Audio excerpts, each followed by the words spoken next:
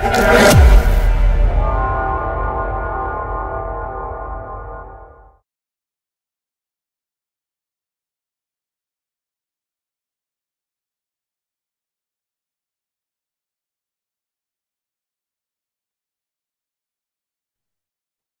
selamat pagi saudara yang diberkati oleh Tuhan kita Yesus Kristus.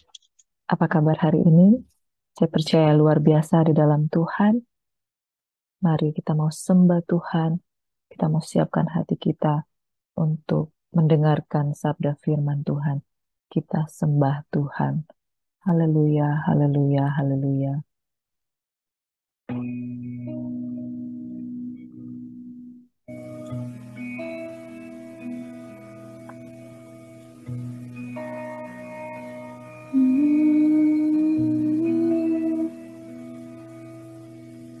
Tiada pernah ku ragukan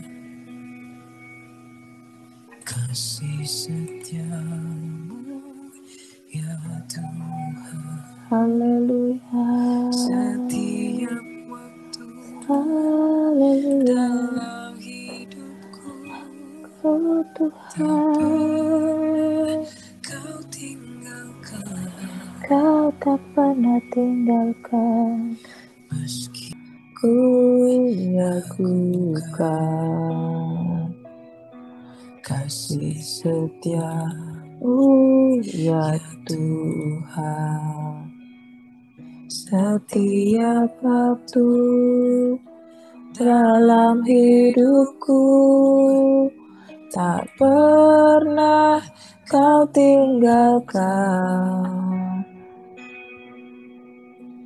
Meski langit tampak suram, awan gelap pun menghadang, hadapi badai, lewati gelombang, tak pernah Kau tinggalkan. Amin. Walau 1000 rebah, walau 1000 rebah di sisiku, Kau Tuhan yang menolongku. walau 10.000 rebah di kadanku, takkan ku goyah, takkan ku goyah. Walau 1000 rebah di sisiku, Kau tetaplah Allah penolongku. Walau 10.000, haleluya, terima kasih Yesus sertaku. Takkan ku goyah, sebab Yesus sertaku. Takkan ku goyah, sebab Yesus sertaku. Terima kasih Yesus.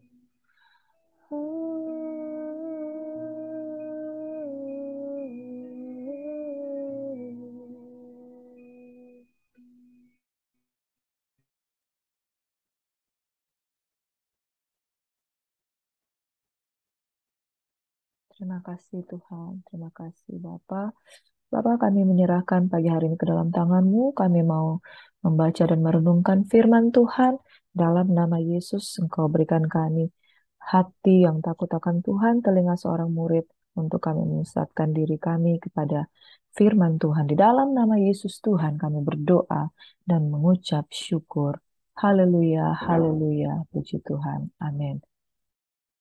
Shalom, selamat pagi, saudara yang berkati oleh Tuhan kita Yesus Kristus. Sekali lagi kita mau membaca dan merenungkan firman Tuhan. Sebab Tuhan baik, bahwasanya untuk selama-lamanya kasih setia Tuhan. Saudara yang diberkati, pernahkah engkau merasa takut? Ya, firman Tuhan Pujian tadi menyampaikan firman Tuhan, walau 1.000 rebah di sisi kiri, 10.000 rebah di sisi kanan, namun aku percaya Engkau Tuhan yang tetap menolong kami. Saudara, hari-hari ini ada banyak ketakutan, ada banyak kekhawatiran, ya, ekonomi semakin merosot dan ada banyak ketakutan-ketakutan yang dialami manusia. Saya sendiri pernah merasa ketakutan yang sangat besar. Takut ketika waktu itu menghadapi persoalan-persoalan. Ketika kita takut, maka kecillah kekuatan kita, saudara. Ketika kita merasa ditinggalkan, kita merasa takut ditinggalkan. Kadang kita merasa takut ditolak, kita merasa takut ditinggalkan oleh orang yang kita sayangi. Saya pernah merasakan rasa ketakutan ditinggalkan oleh orang yang kita kasihi, ditinggalkan oleh orang yang kita sayangi. Saya juga pernah merasa takut ketika saya kekurangan, saya tidak memiliki uang. Ketika saya membutuhkan tidak ada uang, saya merasa takut. Bagaimana? Saya merasa khawatir akan hari esok saya. Saudara, ada banyak ketakutan-ketakutan yang menghantui, membayang-bayangi pikiran dan hati manusia. Seringkali kita takut ketika ada di dalam kegelapan. Seringkali kita takut ketika kita tidak bisa lebih baik daripada orang lain. Seringkali kita merasa takut karena ada orang lain yang lebih hebat dari kita. Seringkali kita merasa takut bahwa kita tidak bisa memberikan yang terbaik untuk pasangan kita tidak bisa memberikan yang terbaik untuk pimpinan kita. Atau seringkali kita merasa takut karena kita merasa bahwa masa depan kita itu sepertinya suram. Apalagi kalau tidak memiliki pekerjaan, secara finansial kita berkekurangan, atau ketika kita memiliki musuh-musuh, intimidasi, atau ada orang-orang yang menginginkan engkau untuk mengalami kejatuhan, ada orang-orang yang merancangkan hal yang jahat di dalam kehidupanmu, ada orang-orang yang menginginkan supaya engkau dalam karirmu itu tidak bertumbuh atau jatuh, engkau merasa takut dan tidak bisa mempercayai siapapun. Hari ini kalau engkau merasakan hal-hal seperti itu, mari kita mau lebih lagi dekat dengan Tuhan. Saudara yang diberkati oleh Tuhan kita Yesus Kristus, seringkali ketakutan-ketakutan itu begitu menguasai kita sehingga kita lupa ada Tuhan yang bisa kita andalkan. Seringkali ketika ketakutan itu begitu mewarnai kehidupan kita tidak merasa punya kekuatan. Kita tidak merasa mempunyai harapan. Bahkan kita merasa masa depan saya sudah tidak ada. Saya tidak punya pekerjaan. Saya tidak punya penghasilan. Saya harus memberi makan anak istri saya dengan apa, saudara? Ketakutan-ketakutan itu menjadi intimidasi di dalam kehidupan kita. Saudara yang diberkati Tuhan, bukan cuma engkau saja yang pernah mengalami yang namanya takut. Tapi ada seorang hamba Tuhan, namanya Daud, ya, saudara, namanya Daud. Dia juga mengalami yang namanya ketakutan. Ada amin, saudara? Mari kita mau mempersiapkan hati kita untuk mendengarkan firman Tuhan. Di sini saya memberikan tema firman Tuhan, yaitu jangan takut. Kita lihat di sini ada gambar Goliat dan Daud. Goliat itu bangsa Filistin, tentara Filistin, dia yang sangat besar. Dia memegang tongkat, dia memegang perisai, dan dia memakai selengkap kelengkapan pakaian perang. Nah, dengan tubuhnya yang besar, dia berhasil mengintimidasi barisan Allah yang hidup. Saudara, masalah di sekitar kita itu ibarat Goliat. Itu seperti huge, ya, itu besar, itu seperti mengintimidasi, bahkan mencemooh kita. Mereka akan mengatakan, kamu tidak bisa. Kamu bisa buat apa? Mereka akan mengatakan, kamu itu nggak punya apa-apa. Kamu nggak layak. Saudara, intimidasi-intimidasi itu seringkali menyerang kita. Dan seringkali, saudara, ada ketakutan yang begitu besar kalau kita mengalami penyakit. Kalau kita mengalami eh, apa serangan intimidasi, penyakit, cancer, dan lain sebagainya. Saudara yang diberkati Tuhan, penyakit, atau apapun itu tidak bisa menguasai engkau. Karena Tuhan yang ada di dalam kita adalah Tuhan yang lebih besar. Hari ini ketika engkau mendengarkan firman Tuhan, buka hatimu. Jangan takut, jangan khawatir, jangan bimbang, jangan letih lesu. Sebab Tuhan menyertai engkau. Taking the next step without fear. Melangkah dengan Tuhan. Melangkah maju bersama dengan Tuhan. Jangan khawatir, jangan takut. Kita akan buka firman Tuhan di dalam Yesaya 41 ayat 8 hingga ayat yang ke-11, firman Tuhan berkata, "Tetapi engkau, hai Israel, hambaku, hai Yakub yang telah kupilih keturunan Abraham yang kukasihi, engkau yang telah kuambil dari ujung-ujung bumi dan yang telah kupanggil dari penjuru-penjurunya, aku berkata kepadamu, engkau hambaku, aku telah memilih engkau dan tidak menolak engkau. Janganlah takut, sebab aku menyertai engkau, janganlah bimbang, sebab aku ini Allahmu, aku akan meneguhkan, bahkan akan menolong engkau. Aku akan memegang engkau dengan tangan kananku yang membawa kemenangan. Sesungguhnya semua orang yang bangkit amarahnya terhadap engkau akan mendapat malu dan kena noda. Orang-orang yang membantah engkau akan seperti tidak ada dan akan binasa. Saudara yang diberkati oleh Tuhan kita Yesus Kristus, firman Tuhan ini adalah firman Tuhan yang waktu itu saya dapatkan firman Tuhan ini, begitu saya mengalami kelahiran baru, saya mulai mengenal Tuhan secara pribadi, saya mulai melayani Tuhan. Tiba-tiba firman Tuhan ini datang kepada saya, khususnya di dalam Yesaya 41 ayat 10. Janganlah takut. Saudara, siapa yang tidak takut? Kita tidak tahu hari ini kita makan apa, esok kita makan apa, esok kita akan berbuat apa. Siapa yang tidak takut? Begitu banyak, apalagi hari-hari ini, saudara. Begitu banyak kehancuran ekonomi yang terjadi. Waktu saya mendapatkan ayat firman Tuhan ini dalam Yesaya 41 ayat 10, firman ini begitu membakar dalam hati saya. Saya nggak tahu waktu itu saya eh, seolah-olah tidak punya masa depan, tapi firman Tuhan ini yang Tuhan sampaikan, aku akan meneguhkan engkau. Dan saya mengalami, saudara, peneguhan demi peneguhan Tuhan. Sehingga saya yang lemah semakin hari diteguhkan. Dan Tuhan punya banyak cara untuk meneguhkan kita. Mari kita mau merenungkan ayat ini dari ayat 8 hingga ayat yang ke-11. Jangan takut, saudara. Jangan takut. Mengapa kita jangan takut, saudara? Sebab orang pilihan Tuhan itu ada penetapan dari Tuhan. Mari kita buka di dalam Yohanes 15 ayat yang ke-16. Bukan kamu yang memilih aku. Saudara, kita itu adalah hamba yang dipilih Tuhan. Bukan karena kuat dan gagah kita, tetapi Tuhan itu berkenan kepada kita seperti Gideon. Ya, dia dari kaum yang terkecil dari bangsanya, tapi dia dipilih Tuhan sebagai hakim. Tuhan memberikan dia sebuah panggilan dalam hidupnya. Bukan kamu yang memilih aku, tetapi akulah yang memilih kamu dan aku telah menetapkan kamu supaya kamu pergi dan menghasilkan buah dan buah yang ada padamu itu tetap. Dan saudara, buah yang ada padamu itu tetap,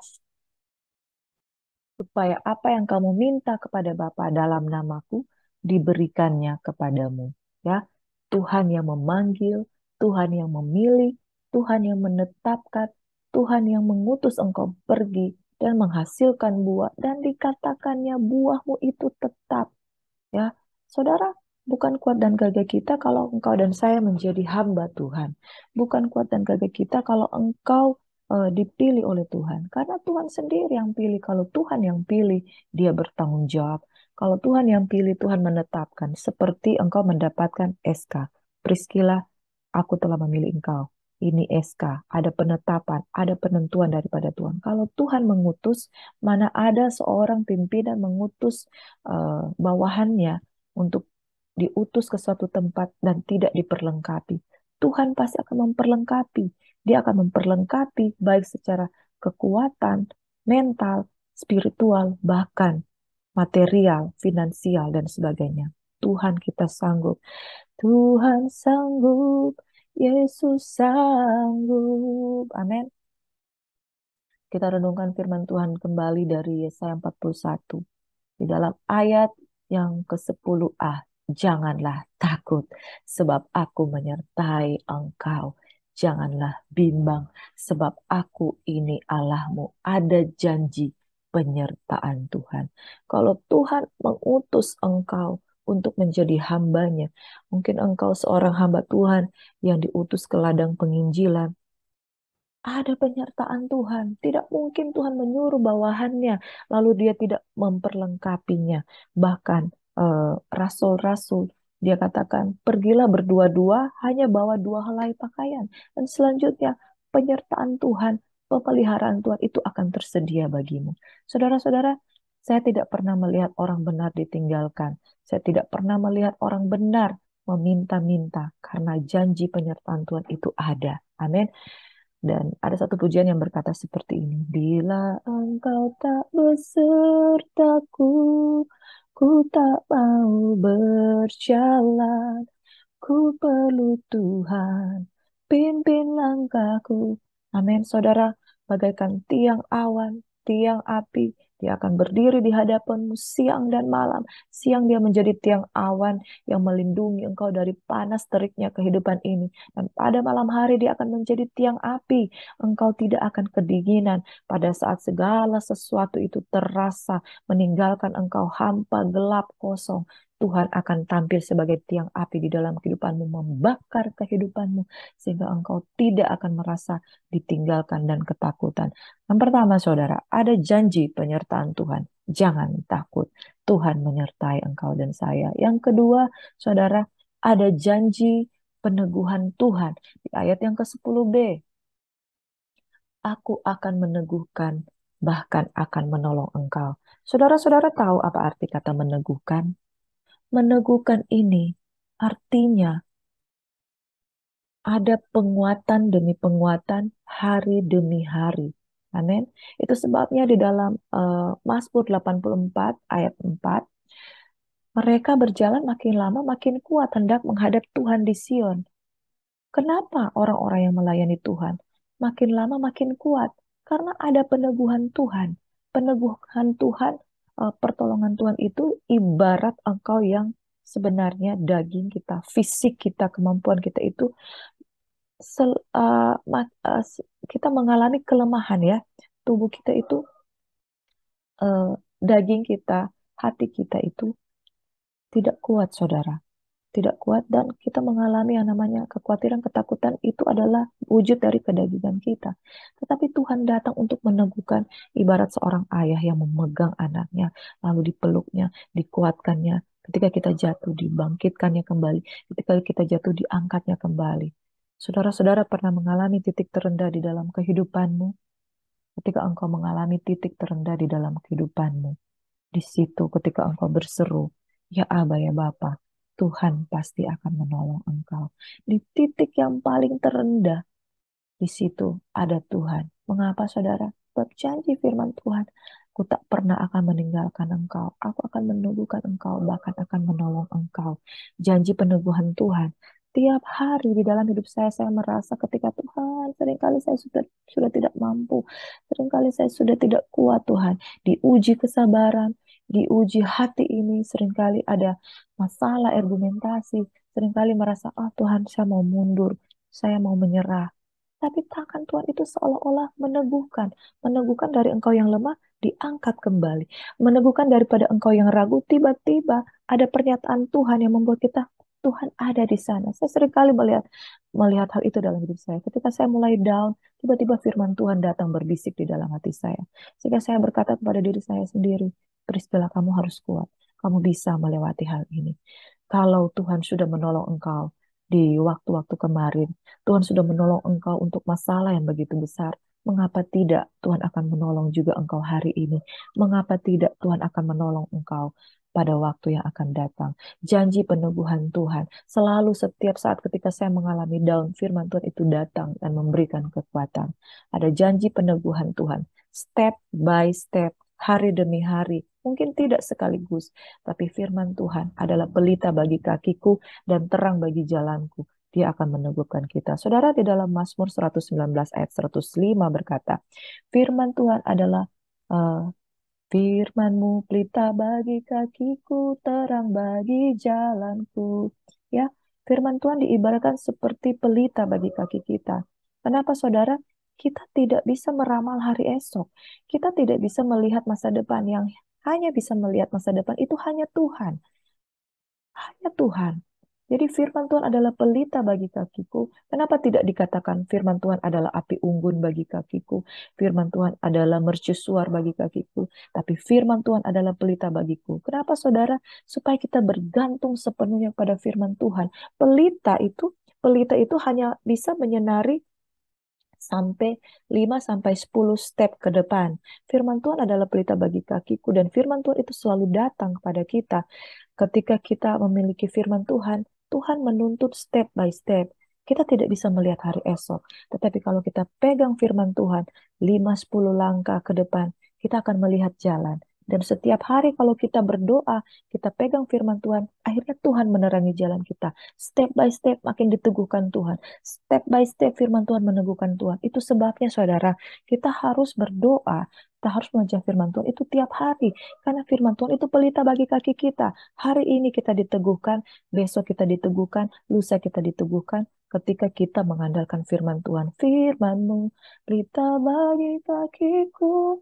Step by step. Tidak ada yang sekaligus. Tidak ada iman yang sekaligus. Kita tahu bahwa Tuhan punya rencana untuk masa depan kita. Tapi kita butuh firman.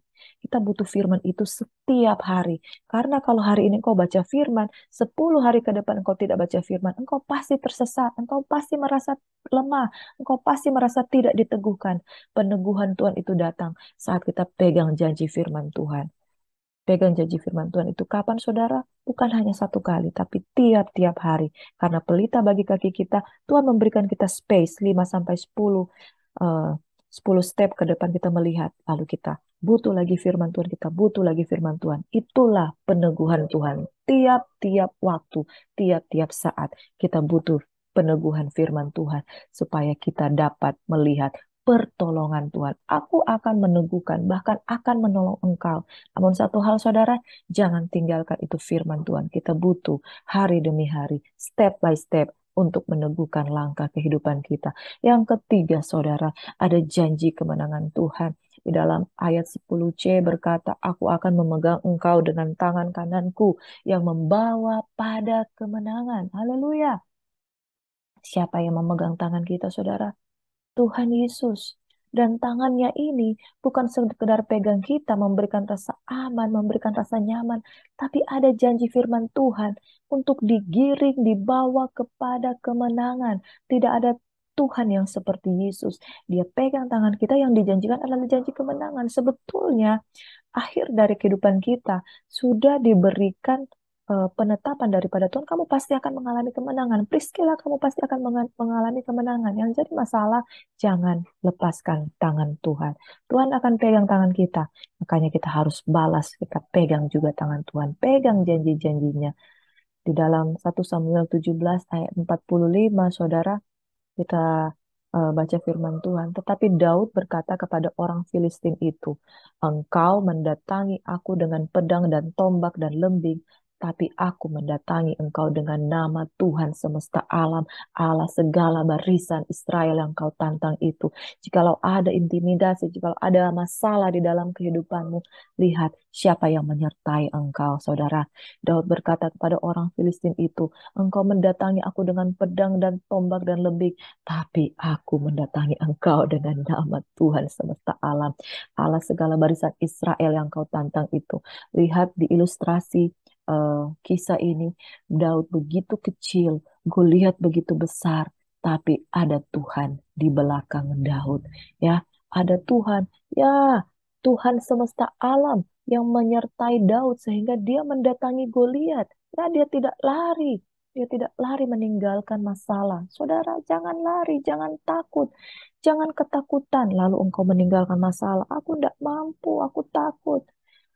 Belajar dari Daud. Dia bukan menghindari masalah. Dia cari itu Goliat. Siapa itu Goliat? Mengapa dia mencemooh barisan Allah yang hidup? Ketika seluruh barisan Israel ketakutan melihat Goliat, ya orang Manado bilang Toto Fore, Goliat bilang siapa dia?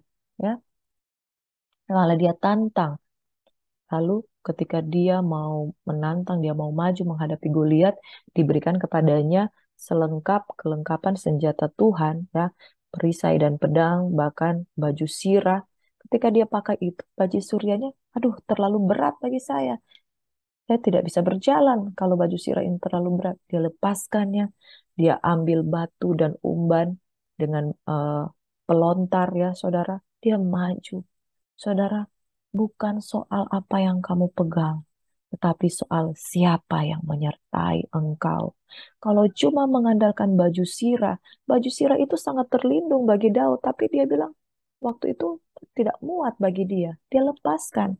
Saya cuma punya ini batu, batu yang bisa dia lontarkan, yang dia bisa lemparkan, dan dia sudah terbiasa untuk mengusir beruang dan singa untuk melindungi kambing domba yang dia punya, yang kata saudaranya cuma 2-3 ekor itu, tetapi dia sudah biasa menghadapi musuh-musuhnya. Saudara, kalau engkau punya musuh-musuh, mulai daripada musuh yang kecil, ketika engkau bersama dengan Tuhan, engkau akan mampu menghancurkan musuh-musuhmu, dan engkau akan semakin lama semakin kuat, engkau akan mampu menghadapi Goliat-Goliat dalam kehidupanmu.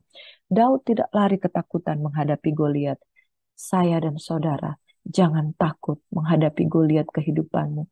Jangan takut apa yang akan engkau makan, minum, pakai. Engkau tidak punya apa-apa, engkau tidak punya uang, engkau tidak punya pertolongan.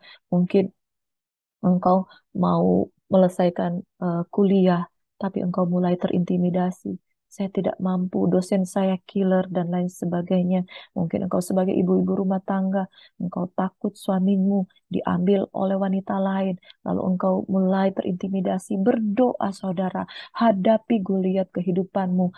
Kita punya masalah Goliat yang berbeda-beda, tetapi saat kita menghadapinya, kita tahu siapa yang ada di belakang kita tahu siapa yang menyertai kehidupan kita, maka saya percaya kita akan bisa mengatasi ketakutan. Ada janji kemenangan Tuhan. Engkau mendatangi aku dengan pedang dan tombak dan lembing, hai Goliat. Tapi aku mendatangi engkau, hai masalahku, dengan nama Tuhan semesta alam. Mungkin engkau mengalami intimidasi, penyakit, engkau mengalami yang depresi, hutang, atau segala macam intimidasi. Datangi masalahmu dengan nama Tuhan semesta alam, Allah segala barisan Israel. Ya, Allah segala barisan Israel ada di belakangmu. Asal apa, saudara? Engkau berdiri di jalannya Tuhan. Jangan menyimpang ke kanan atau ke kiri. Perkatakan Taurat itu siang dan malam. Jangan duduk di kumpulan kaum pencemooh. Jangan duduk di tengah-tengah orang berdosa. Mazmur 1 ayat 1 sampai dengan 3. Kalau benar dan baik kita di pemandangannya Tuhan, maka seperti Ester, tongkat kerajaan itu akan diarahkan kepada kita.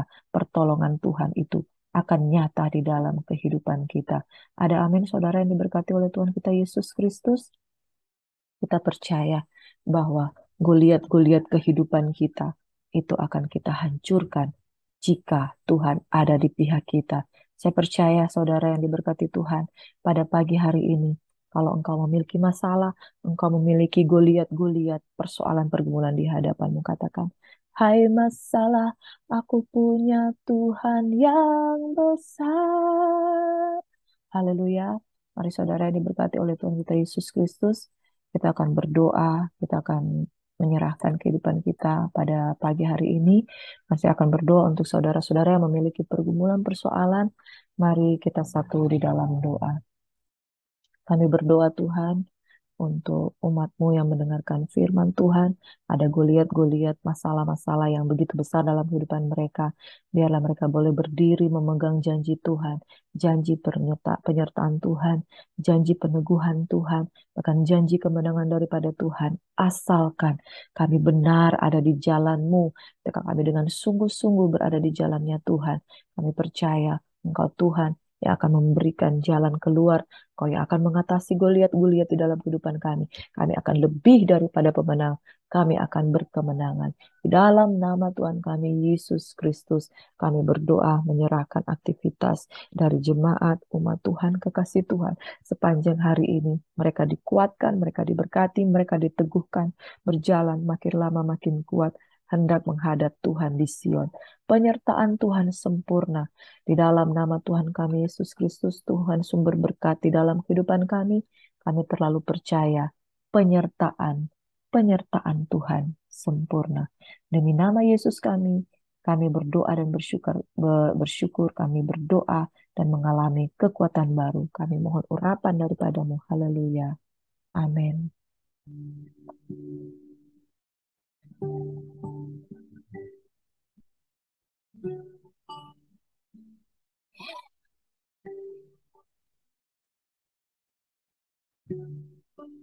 Bersyukur selalu Mari kita bersyukur. bagi kasih-Mu. Kita terima urapan baru, kita terima kekuatan baru. Percaya kita dikuatkan. Karena Tuhan yang berjanji, Takkan ku ragu Dia yang menggenapi. Amin. kasih janji-Mu. Jangan ragukan Tuhan. Masa depan Masa depanmu sungguh ada. sebagai Bapa yang baik, takkan pernah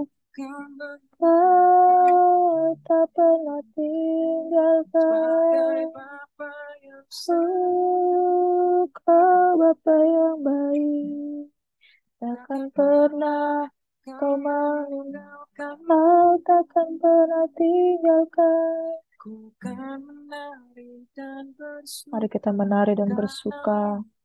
Tidak ada persoalan yang terlalu besar di dalam Tuhan. Bagai Rusa rindu selalu ku hidup dalammu dan hidupmu, di dalamku. oh Mari kita terima kekuatan baru daripada Tuhan. Haleluya. Kau sangat ku cinta. Oh, haleluya.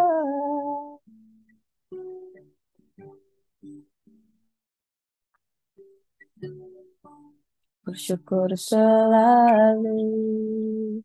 bagi kasih-Mu. Terima kasih buat kasih-Mu. Oh,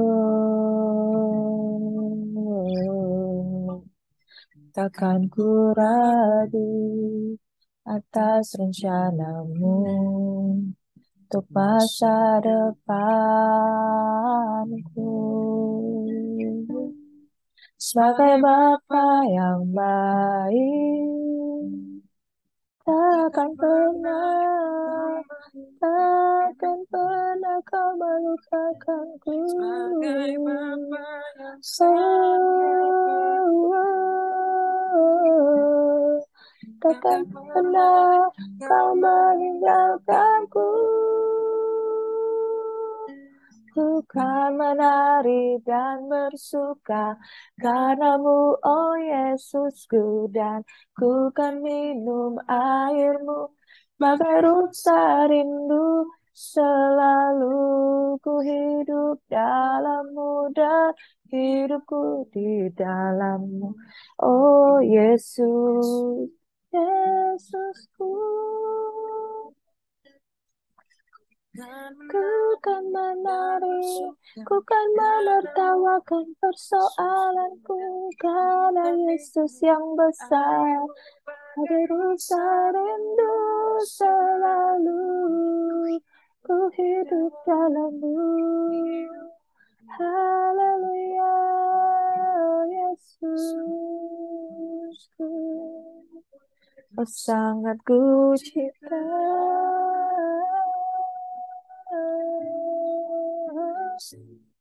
Kau sangat ku cinta Tuhan.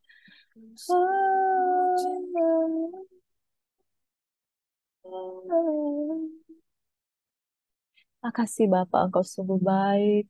Jamahanmu menyapa kami pada pagi hari ini. Jamahanmu menyertai kami, Tuhan. Haleluya. Haleluya. Kami terima kuasa-Mu. Kami terima kekuatan baru. Kami terima urapan yang baru. Makasih Yesus. Makasih Tuhan. Haleluya.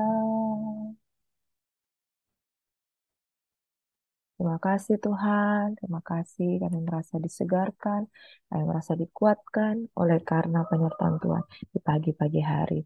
Dalam nama Yesus, kami berdoa mengucap syukur, kembalikan segala pujian, hormat, kemuliaan bagi nama Tuhan. Haleluya. Amin. Tetap semangat, tetap bersuka cita, jangan takut, jangan khawatir. Tuhan beserta dengan engkau. Amin.